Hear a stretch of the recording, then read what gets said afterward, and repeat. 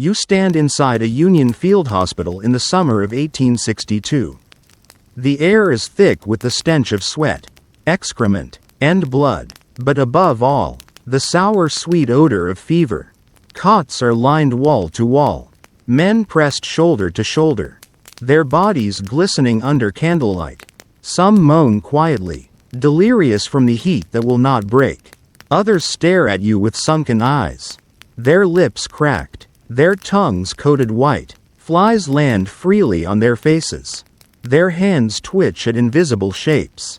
You hear the sound of water sloshing in buckets. But it is not clean water. It is brown from the nearby creek, already fouled by men who washed their bandages. Their wounds, even their own bodies upstream. Buckets of that water are carried from cot to cot, ladled into cracked lips, spreading the unseen killer. In the corner, a surgeon drops his scalpel into a basin already red with yesterday's blood. He wipes his brow with a cloth he has not washed in weeks. The patients on his table are not shot by rifle fire. They are not torn apart by shrapnel. They are burning alive from within. This is camp fever, typhoid, typhus, malaria, dysentery, diseases bred in the mud of overcrowded camps, carried by lice, by mosquitoes, by the very water soldiers drank. It would kill more men in the American Civil War than every bullet, bayonet, and cannonball combined. Out of more than 600,000 deaths, 2/3 were not battle casualties at all. They were deaths like these, silent, filthy, and unglorious. And you are not standing in a single isolated hospital. Every encampment, north and south, became its own festering grave. The past is not dead. It is only waiting. Blank. Blank. If what you're about to witness unsettles you, if it stays with you long after the screen goes dark, consider subscribing. Not for the numbers, but to help these buried stories rise again. Leave a like if it brings value. If it lingers, let silence be your answer. Blank. The year is 1861. The Civil War has just begun. Thousands of men, farmers, clerks, students, answered the call, streaming into makeshift camps outside Washington, Richmond, and every major town between. They arrived with little training, fewer supplies, and almost no medical preparation. The camps themselves were disasters in the making. Tents were pitched too close together. Latrines overflowed into nearby rivers. Horses were stabled among the men, their manure adding to the filth. Soldiers cooked over open fires, using the same knives and plates they cleaned their boots with. Disease does not wait for a battle to be fought. Within weeks of the first encampments, fevers began spreading through the ranks. A soldier might wake with only a headache and a chill. By nightfall, he was delirious, his bowels emptying uncontrollably, his body weakened to the point where he could no longer lift a rifle. Typhoid alone killed tens of thousands, carried in water contaminated by feces. Typhus, spread by lice, turned blankets and uniforms into breeding grounds of death. Letters home reveal the scale of horror. A Union private wrote to his mother that men fall daily, not by the enemy, but by the hand of sickness. Confederate reports described entire companies unfit for service, not because they had faced musket fire, but because they could not stand. Doctors of the time were overwhelmed. Few understood germ theory. Louis Pasteur's findings in France were only just beginning to circulate, and many American surgeons dismissed them. Treatments ranged from useless to deadly. Bleeding, purging, dosing with mercury compounds, remedies that only weakened patients further.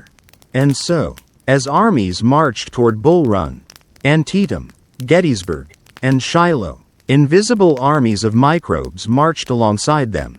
Every camp became both barracks and cemetery. The tally of dead rose not from the roar of cannon, but from the silence of fevered tents. In the chapters ahead, you will walk through those camps. You will see how disease shaped the war more than strategy or generalship. You will hear the coughs that carried through midnight. You will smell the burial trenches dug just beyond the campfires. Shallow earth covering hundreds at once.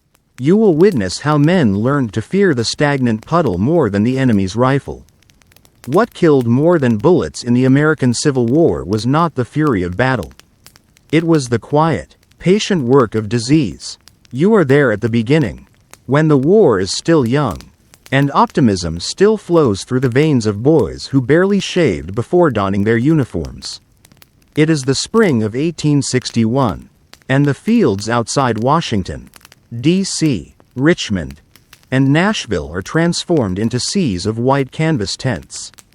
You watch as thousands gather, clerks, farmers, shopkeepers, mechanics, sons of planters and sons of immigrants, called together by drums and by the fever of patriotism. But another fever waits for them. Silent and patient, the camps are crowded from the very first weeks. Tents are pitched so close that a man can hear his neighbor breathe in his sleep. Latrines are dug shallow and often placed uphill from drinking water. Horses stamp and sweat beside the tents, their manure piled in heaps that steam under the sun. Food is cooked hastily, meat sometimes spoiled before it is boiled in the same blackened kettles used to wash laundry. Wastewater runs into shallow puddles. Soldiers, unused to discipline, often ignore orders about sanitation, and you stand among them, feeling the air grow heavy with heat and human closeness, knowing that the conditions are perfect for disease. The first cases seem ordinary. A man complains of a headache, another of chills. They sweat through the night, trembling in their wool blankets. The surgeons, few in number, fewer still with experience, call it ague or bilious fever. They prescribe purges of calomel, a mercury compound that scours the bowels and leaves the gums bleeding. They bleed men with lancets, believing illness to be caused by bad blood. You watch as soldiers grow weaker under these treatments, their eyes rolling back in their heads, their skin hot to the touch. Typhoid is the first great killer. Spread through contaminated water, it creeps silently into every company. A soldier dips his tin cup into a stream that only hours before carried waste from the latrines. He drinks deeply, grateful for the coolness. By evening, he is clutching his stomach, bowels loosening, fever mounting. Within a few days, his belly is swollen, his tongue coated with a thick white fur. He begins to mumble in delirium, reaching for faces no one else can see. His comrades, packed tightly around him, breathe the same foul air, touch the same soiled bedding. Soon, others are clutching their stomachs too. The mortality climbs, but at first the officers attribute it to bad luck, to weak constitutions. Letters sent home still speak of excitement, of the hope of a short war. Yet you see what the officers try to ignore. For every musket stacked neatly in rows, there is a soldier lying pale under a blanket. For every drill on the parade ground, there is another funeral detail carrying bodies beyond the camp's edge. By midsummer, typhoid is joined by dysentery, the bloody flux, as it is called. Soldiers double over with cramps, their stools streaked with red. The smell in the tents is overpowering, sweet and fetid, impossible to escape. Flies swarm, moving from open latrines to cooking pots without pause. Water barrels, meant to sustain life, become reservoirs of death. You watch men dip their cups in, unaware that their comrades' filth has already poisoned the supply. Dysentery alone will kill more soldiers in this war than battlefield wounds. The Confederate camps fare no better. In Richmond, Raleigh, and Montgomery, recruits pour in faster than tents can be erected. Many sleep in barns or on bare ground, huddled together against the night air. Their uniforms, hastily sewn, trap lice in the seams. Typhus, carried by those lice, makes its appearance. Soldiers scratch at their scalps and armpits, unaware that each bite carries infection. Soon the camp itch becomes something far worse. Men shiver with high fevers. their skin mottled with rashes, their minds drifting into delirium. By the time officers understand the seriousness, entire regiments are incapacitated. You notice that the fear spreading among the men is not of bullets but of the unseen. They have not yet marched into great battles, yet already they are dying in numbers. Coffins are hastily constructed from pine boards. When wood runs out, trenches are dug, bodies stacked side by side, earth shoveled over them before the next storm of flies descends. Letters home begin to change in tone. A Union private from Illinois writes to his sister that the fever has laid low near a dozen in our company, and the doctors seem powerless. A Confederate from Georgia confesses to his wife that I dread the foul water more than I dread the Yankee rifle. Newspapers, still hungry for stories of victory, rarely print these words, but you, standing among the men, cannot mistake the truth. Disease is already more lethal than combat. The surgeons struggle without knowledge of bacteria. They reuse instruments from one patient to the next without boiling them. Their aprons, stiff with dried blood and pus, hang heavy on their shoulders. When the sick grow too numerous, tents are designated as hospitals. Inside, men groan in every corner. Some soil themselves, too weak to rise. Others cough until their throats bleed. The stench is suffocating. You can barely breathe without gagging. And still, the war presses on. Commanders demand that regiments march. Sick or not, soldiers collapse by the roadside, unable to keep pace. Wagons meant for supplies carry the ill, who jostle and cry out with each rut in the road. Many die before reaching their destination. Their bodies are buried hastily in shallow graves marked with sticks or scraps of uniform cloth. In late 1861, the Union Army's Army of the Potomac loses more men to fever than to Confederate fire. At Manassas, the first great clash, the guns roar and smoke thickens the field. But when the numbers are tallied, the greater toll still comes from disease in the weeks before and after. The same is true for the Confederates. Victories and defeats alike are followed by funerals not for the fallen in battle, but for the victims of fever. The medical officers begin to plead for better sanitation. They order deeper latrines, stricter discipline in camp hygiene, and cleaner water supplies. But soldiers resist, officers ignore, and resources are scarce. A single regiment might share a few kettles, never enough to boil water for all. Wood for fires is sometimes too scarce even to cook food, much less purify water, and so the cycle continues. By winter, pneumonia joins the ranks of killers. The men huddle in their tents, damp wool uniforms never fully drying. Frost gathers on the tent flaps. But inside, the air is heavy with coughs. You see men sitting upright all night, unable to lie down without suffocating. Their breath rattles in their lungs. Surgeons attempt to relieve them with cups of whiskey or spoonfuls of opium tincture. But neither cures the infection. The men grow weaker, their cheeks hollow, their lips blue.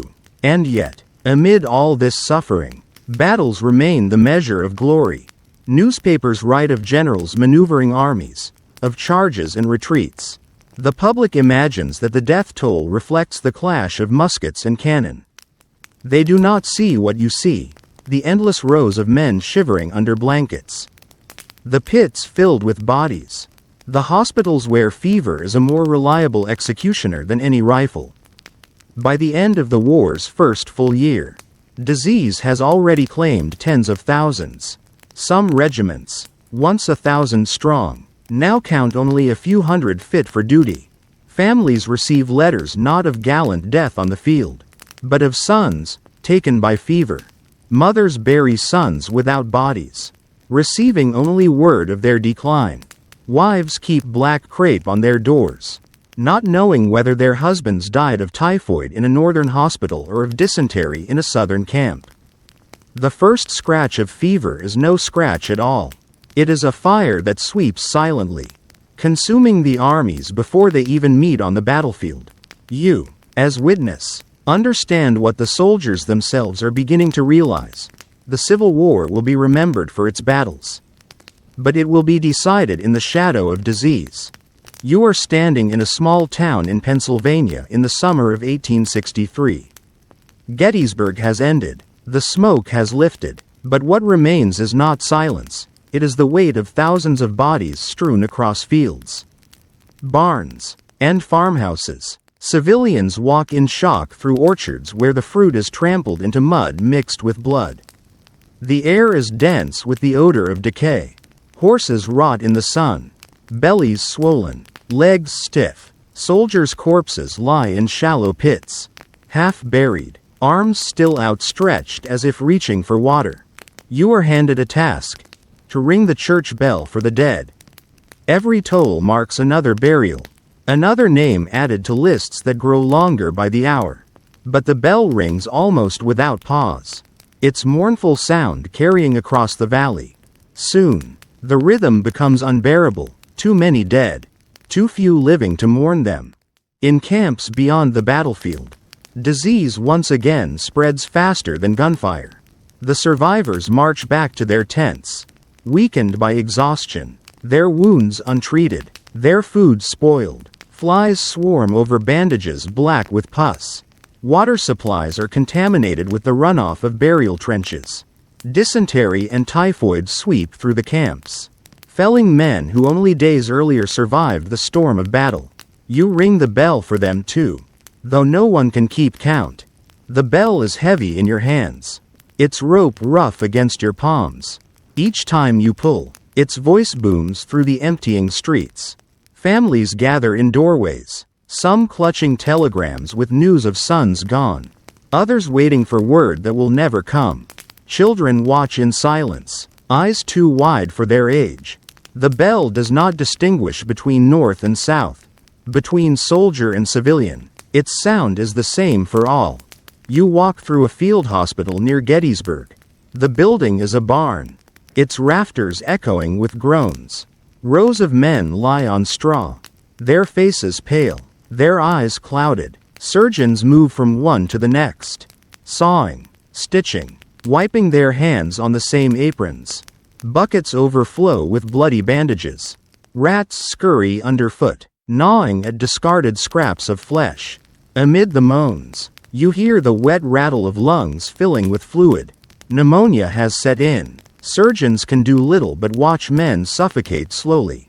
Outside, trenches are dug not for fortifications but for graves. Soldiers are lowered in by the dozens. Chaplains recite hurried prayers, their voices weary, repeating the same lines until words lose meaning.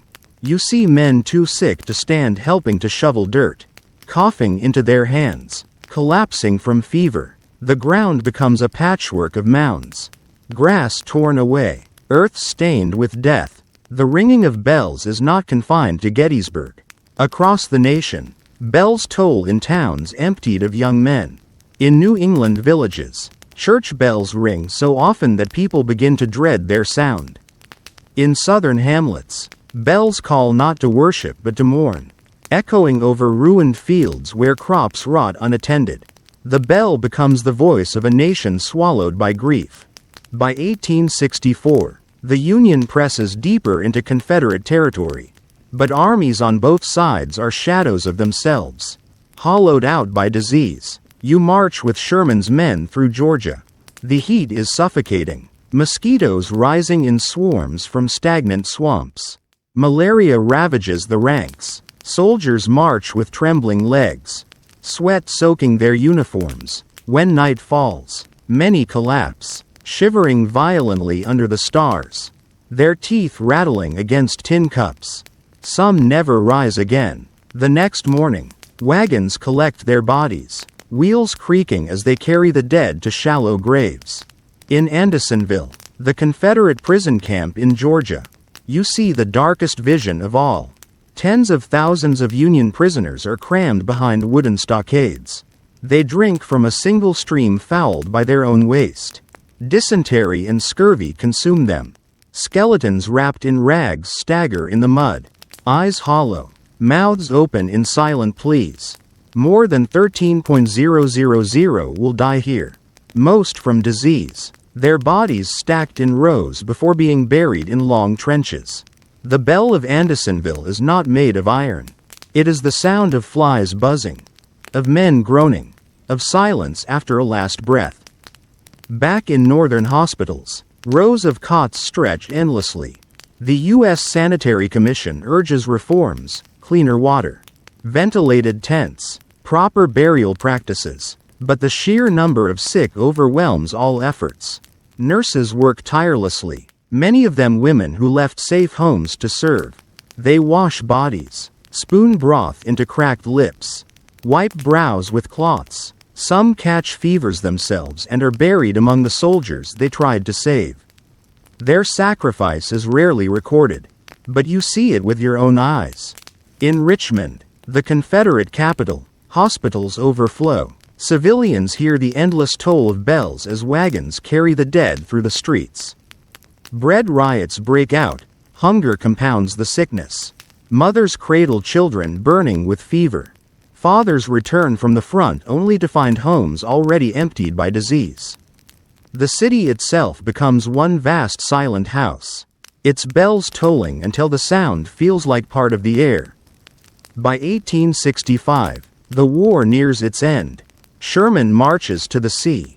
Lee retreats from Petersburg, and Grant presses forward. Yet even as the armies prepare for final battles, disease continues its work. Soldiers who never see Appomattox Courthouse die in their tents. Their names forgotten. They are buried quickly, without ceremony, because the living are too few to mourn. And you, still tasked with the bell, ring it until your arms ache. You ring it for the men whose lungs filled with fluid. You ring it for the boys wasted by dysentery. You ring it for the prisoners of Andersonville, for the nurses struck down, for the civilians who caught fevers from soldiers returning home.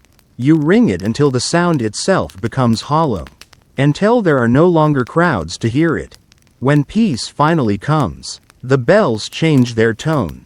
They ring for victory, for reunion. Crowds cheer. Flags wave, parades march through cities, but you know that beneath the celebration lies the silence of absence. More than 600,000 dead, and 2/3 of them not from battle but from disease. For every musket fired, fever claimed twice as many. The bells ring, but many families hear only echoes.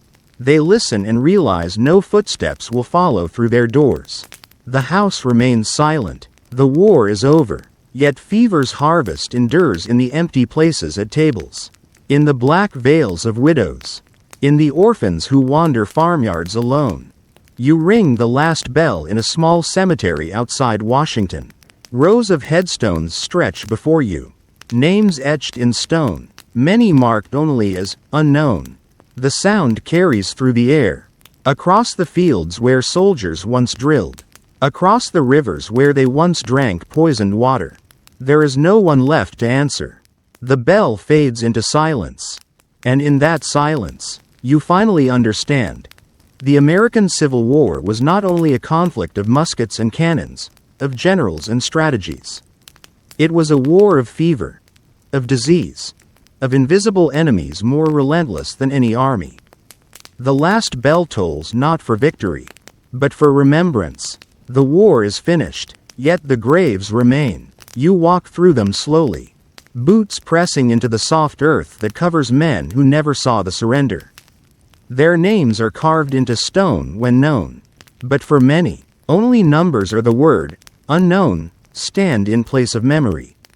Some families never received bodies to bury, only letters describing fever, flux, or ague. Their mourning had no graveside. Only a chair left empty at the table. The scale of disease is staggering. Of the more than 600,000 soldiers who perished during the Civil War, nearly 400,000 fell not to musket balls or cannon fire, but to illness, typhoid, dysentery, pneumonia, malaria, measles, smallpox. For every bullet wound, there were 2 deaths by fever. The war's statistics are often recited as numbers of dead in battle. Yet the greater truth is quieter, hidden in hospital tents and shallow burial trenches. You recall the sounds that defined the years, not just cannon fire, but the rattle of lungs filling with fluid, the cries of men doubled with cramps, the buzzing of flies over latrines. You remember the smells: acrid smoke from burning wagons, sour rot from corpses left too long in the sun, vinegar rags pressed against faces in futile defense. You remember the sight of bellies swollen by typhoid, of children coughing in besieged towns, of lice crawling at every seam of a soldier's coat. When the armies disbanded, disease did not. Veterans carried lingering ailments home: chronic diarrhea, malaria that relapsed with every summer, lung scarring from pneumonia. Families welcomed survivors only to nurse them through years of frailty. Civilian populations too had been scarred. Towns emptied by fevers carried back from the camps. The war's invisible enemies left wounds that endured long after muskets were stacked away. And yet, for many, the memory of these deaths faded.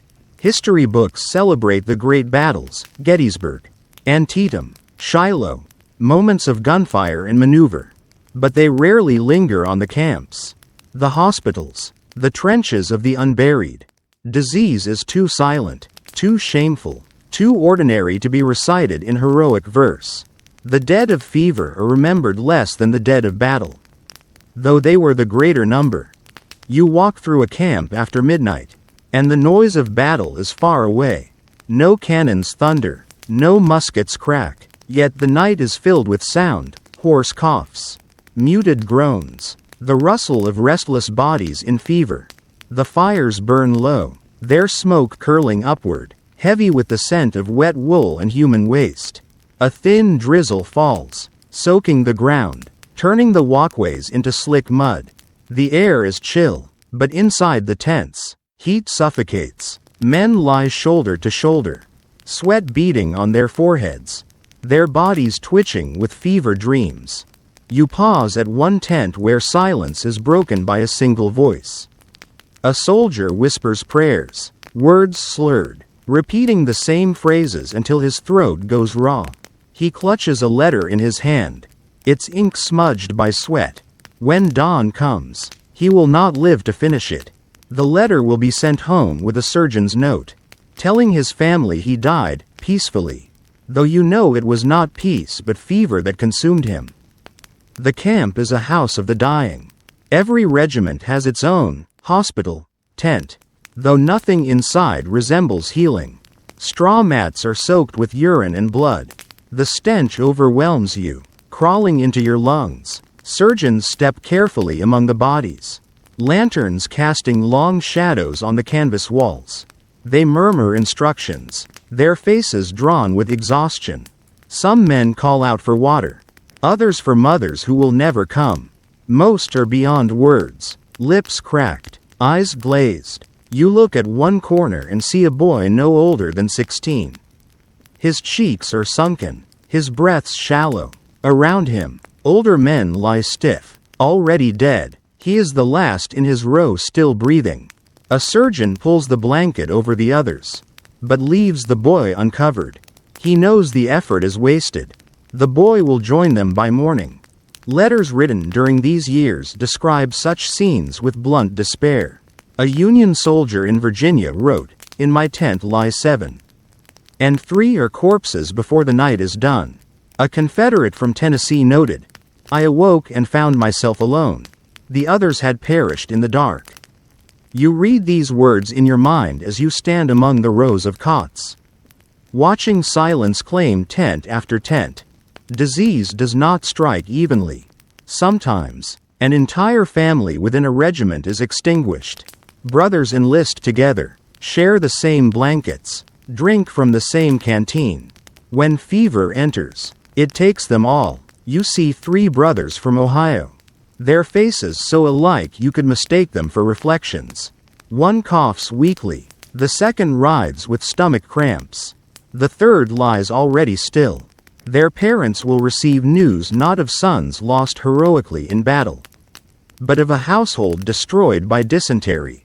In the South, The situation mirrors the North. Richmond's hospitals are overwhelmed. Civilians hear the groans echo through the streets. The city becomes one vast infirmary. Every church and warehouse filled with cots. Outside, the smell of burial trenches drifts into open windows. Mothers who came to nurse their sons catch the fevers themselves. Some never return home. You walk the streets and feel the weight of grief pressing from every doorway. Inside the camps, the silence deepens when an entire company becomes too ill to drill. Once proud regiments now consist of scattered survivors. Drums that once called men to arms now lie untouched. Flags droop, stained by rain and smoke. The dead are carried out in numbers too great for ceremony. Chaplains, hoarse from endless prayers, can no longer keep pace. They mumble words quickly before hurrying to the next pit. The solemnity of burial fades into routine. The ground swallowing men faster than memory can preserve them. You enter a farmhouse converted into a hospital. The family that once lived there has long fled. The rooms are packed with wounded and fevered soldiers. The parlor is filled with men shivering under quilts, their eyes darting with hallucinations. The kitchen reeks of vomit and excrement. Upstairs, the bedrooms are crammed with the dying, their whispers carrying through the wooden floorboards. You notice a cradle in the corner, abandoned, rocking slightly in the draft. The house, once filled with children's laughter, is now filled with nothing but coughing. The silence of absence grows louder than the cries of the sick. Soldiers who once sang songs around campfires now sit mute, staring at the dirt, too weary even to speak. Companies once vibrant with youth now march in lines thinned by death. Families at home receive fewer letters, not because the war has grown less severe, but because so many who once wrote are gone. And then, the stories that chill you most, the survivors left alone among corpses. Accounts speak of men waking in the night to find every comrade in their tent dead. One soldier wrote, "I rose in the darkness, thinking to fetch water, and found that I alone still breathed." Another described sleeping pressed between two companions, only to discover at dawn that both had died silently in the night. You imagine their terror, the sense that fever itself stalked them like a shadow, sparing them for reasons they could not fathom. The war grinds on, and the silent house becomes not a single tent or farmhouse but an entire nation. Communities back home echo the silence. Widows in black fill church pews. Orphans wander farm lanes, waiting for fathers who will never return. Newspapers publish casualty lists that stretch column after column.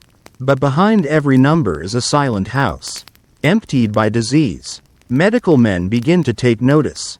Reports pile on desks in Washington and Richmond, warning that disease claims more soldiers than rifles.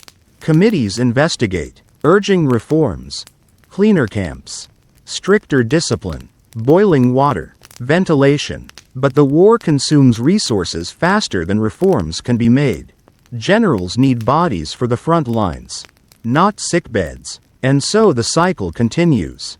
Houses silent, camps emptied. You recall a Confederate general writing bitterly, "The enemy I cannot defeat is not Lincoln's armies but the flux and fever that devour my men." A Union colonel observed, "We have fought the rebels, but it is the fever that wins the day."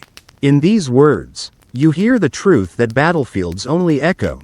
The real war is fought inside tents, inside bodies, in silence. The silent house is everywhere. In the mountains of Tennessee, soldiers freeze with pneumonia, their lungs rattling until they suffocate. In the swamps of Mississippi, malaria lays men low, leaving them shaking violently in the mud. In Virginia, typhoid rips through entire regiments, leaving only a handful fit to march. Wherever the armies move, the house follows, its doors always open. You walk through one last tent before dawn.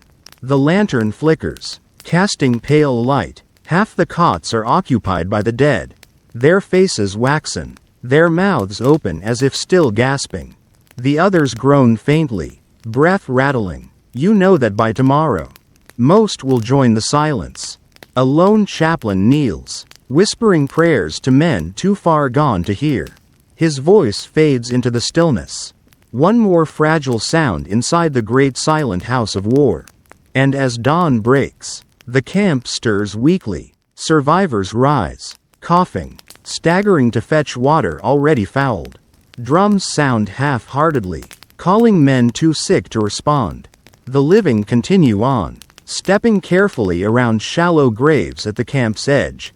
Yet the silence of absence, of voices forever gone, lingers heavier than the roll of drums. You understand then that the true legacy of the Civil War is not only the clash of armies, but the quiet collapse of homes and camps into silence.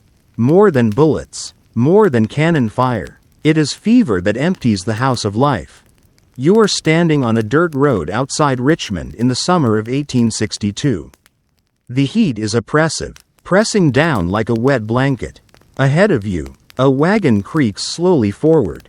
Its wheels sink into the mud, heavy with its burden. At first glance, you think it carries supplies, perhaps flour, perhaps ammunition. But as the wagon lurches past, the smell strikes you. It is not gunpowder. It is not bread. It is rot. The wagon is filled with bodies, soldiers draped in blankets, limbs protruding, heads lolling. Some are rigid, their faces gray. Others are still soft, the heat drawing fluids that drip between the boards. The stench is unbearable. Flies swarm in black clouds, crawling into the mouths of the dead, laying eggs in the folds of uniform cloth. The driver covers his face with a rag soaked in vinegar, but it does little to shield him. He snaps the reins, urging the horses to pull faster. This is the new reality of war. For every battlefield skirmish, dozens die in camp, and when the dead outnumber the living's ability to bury them, wagons like this become common sights. Men whisper that sometimes, when carts sat too long in the sun, the grease of human fat oozed and caught fire. A cartload of corpses could ignite like a pyre. The smell of burning flesh carried for miles, mixing with the smoke of campfires. The year 1862 is the war's bloodiest yet, and not only from bullets. Battles rage at Shiloh, at the 7 Days, at Antietam. Muskets roar, cannons thunder, but when the guns fall silent, the greater killer emerges again. The wounded lie in field hospitals, packed into barns and churches. Their injuries fester in the July heat, and infection spreads from one bed to the next. Surgeons work endlessly, their hands unwashed, their aprons stiff with gore. They move from amputation to amputation, flies buzzing around the stumps. And into this chaos, camp fevers march without resistance. You see men who survived a bullet to the chest only to perish days later from typhoid. You see amputees, their wounds sewn shut, screaming not from pain but from the fiery ache of infection spreading through their blood. Dysentery continues to thin the ranks, bowels emptied until nothing remains but water and blood. Malaria, carried by mosquitoes in southern swamps, strikes regiments suddenly. Soldiers shiver with chills even as sweat pours down their bodies. Teeth chattering violently, lips quivering prayers they can barely form. The burial details cannot keep pace. At Shiloh, corpses lie scattered for days. Soldiers stumble upon them in the woods, bloated, faces blackened by sun and flies. Many are never identified. Mass graves swallow hundreds at a time. Chaplains recite hurried prayers, voices drowned by the groaning of the sick nearby. The ground is so shallow that rain exposes limbs again, white bones jutting through churned mud. You hear soldiers mutter that hell itself has risen onto the earth. In the camps that follow these battles, disease multiplies. Exhausted men collapse in filthy tents. Their uniforms, soaked from marches and storms, never dry. Lice crawl in the seams, laying eggs, spreading typhus. Soldiers scratch until their skin breaks, the wounds becoming entry points for infection. The itch drives them half mad. And yet, In every regiment, lice are universal. No one escapes. They call them graybacks, and joke bitterly that the Confederacy will win not with muskets, but with vermin. Meanwhile, surgeons debate endlessly over treatment. Some insist on calomel, dosing men until their gums blacken and teeth fall out. Others swear by opium, dulling pain but hastening death. Whiskey flows freely, given as both medicine and comfort. Few know that boiling water could save thousands. Fewer still believe that washing hands could spare lives. Germ theory has not yet reached these fields in practice. And so you watch, helpless, as preventable death continues unchecked. At Antietam, the single bloodiest day of the war, more than 20,000 fall in combat. Yet in the weeks after, disease sweeps the survivors. The battlefield becomes a breeding ground of sickness. Horses rot in ditches, their bellies bloated, their hides splitting. Blood seeps into the soil, into the streams that soldiers drink from. You hear the coughs at night, echoing across campfires. One by one, the men fall silent. Death lists grow longer. Newspapers report glorious Union victories. But within the camps, men whisper that disease is the true victor. By 1863, the Confederacy begins to collapse under its own sickness. Supplies are short, rations poor. Soldiers eat half-rotten bacon. Hardtack crawling with maggots. Hunger weakens them further, making their bodies easy prey for fever. In Vicksburg, besieged soldiers dig caves into the earth, hiding from bombardment. In the darkness, typhoid spreads like wildfire. Children inside the city suffer too, civilian victims of camp fever. The war spares no one. You stand at the edge of a trench outside Vicksburg. Dozens of bodies lie side by side, wrapped in whatever cloth could be found. Some wear uniforms still, others are naked, their clothes stripped to be reused. Quicklime is sprinkled over the pile to mask the odor. But it does little. The smell still clings to your nostrils. Sickly sweet, unforgettable. Men shovel dirt hurriedly, gagging as they work. Within hours, the ground sinks, the outline of bodies visible even under the soil. Letters from soldiers during these years reveal the despair. A Confederate private writes, "Our company is decimated not by Yankee fire, but by flux and fever. I scarce recognize my comrades for their hollow cheeks and sunken eyes." A Union officer admits, "I have more men sick than fit." It is as though the camps themselves are poisoned. Families reading these letters cannot imagine the full horror. But you can, because you stand among the sick. You hear the rasp of labored breathing.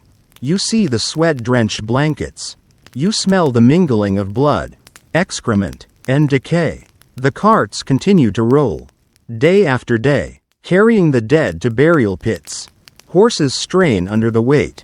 Sometimes, when the sun is too hot, fluids drip from the wagons, leaving trails darkening the road. Soldiers gag as they march past, covering their mouths with kerchiefs. The phrase, "more dead than bullets," spreads quietly among the ranks. They know now that muskets and cannons are only half the war's story. By the war's midpoint, disease has claimed more than 200,000 lives. Typhoid, dysentery, typhus, malaria, pneumonia, they harvest relentlessly. Each season brings new waves. In summer, malaria and dysentery dominate. In winter, pneumonia and measles sweep through tents. New recruits, never exposed before, fall quickly. Their bodies are buried before they ever fire a shot in anger. And still, the wagons creak onward. The image haunts you, the endless procession of carts piled with corpses. The acrid smoke when they catch fire. The silence of men too exhausted to mourn. The war is no longer a story of battles alone. It is a story of camps, of fever, of death carried not by bayonet but by water, by lice, by the very soil beneath the soldiers' boots.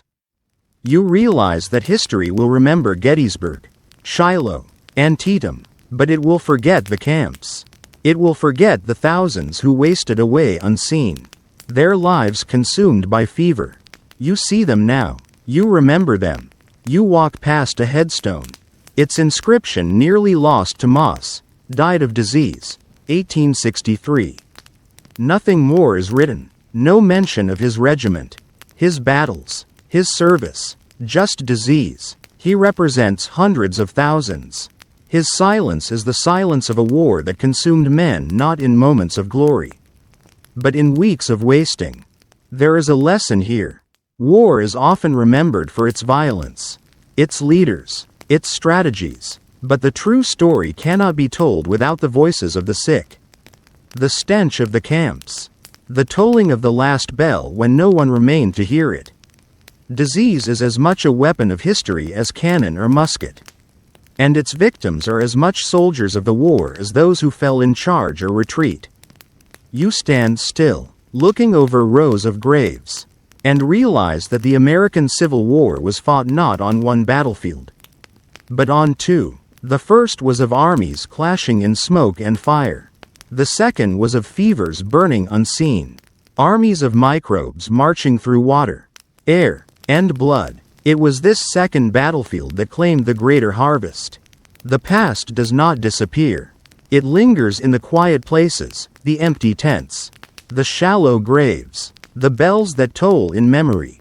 When you walk away from these fields, their silence follows you. The soldiers of disease are gone, but not forgotten. Their story is part of the war's truth, part of the nation's inheritance, part of the memory you now carry. And now, you too remember. The past is not dead. It is only waiting.